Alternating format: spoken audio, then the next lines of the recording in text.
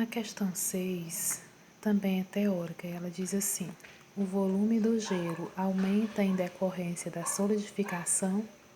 Justifique sua resposta. Eu convido vocês a voltarem aqui na página 55, tá? Onde tem o início do capítulo 5, mudanças de fase. Ele vai mostrar aqui o que diferencia as fases é o grau de liberdade de que átomos e moléculas possuem ao interagirem entre si. Ele vai mostrar aqui 3 modelos, tá? Modelo 1, modelo 2 e modelo 3.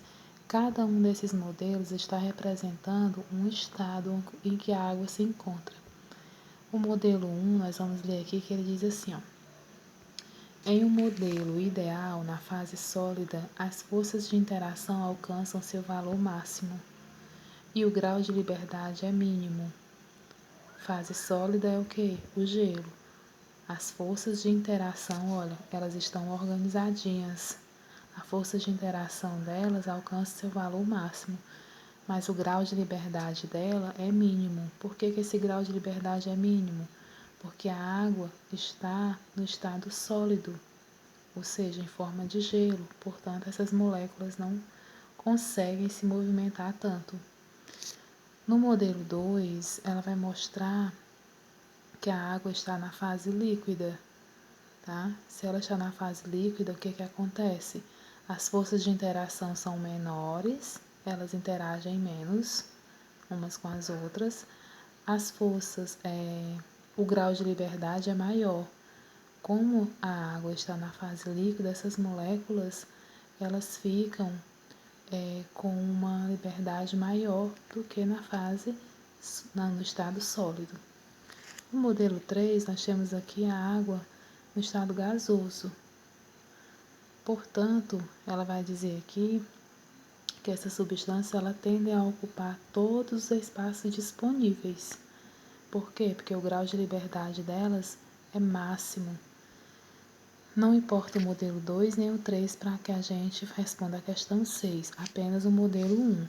E o modelo 1, ele está dizendo que ela representa a estrutura cristalina idealizada da água na fase sólida, né? Então, quando ele pergunta aqui, o volume de gelo aumenta em decorrência da solidificação, a água aumenta de volume, né, pessoal?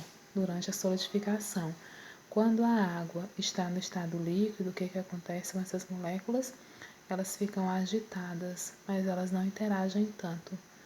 Aí, quando a água está na forma de gelo, o que acontece? Esse volume vai aumentar. E isso acontece por quê? Porque a rede cristalina das moléculas que deixa espaços internos muito maiores ao se agruparem.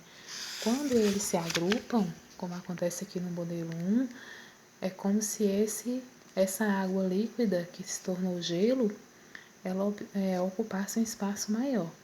Se você fizer essa experiência em casa, você vai perceber que quando você coloca a água naqueles cubinhos para formar gelo, você vai perceber que se você marcar direitinho, você vai perceber que a quantidade de gelo vai ser um pouquinho mais do que a quantidade de água que você tinha colocado lá.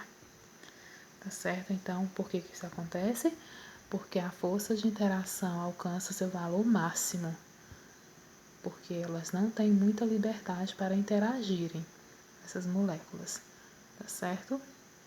Então, é isso.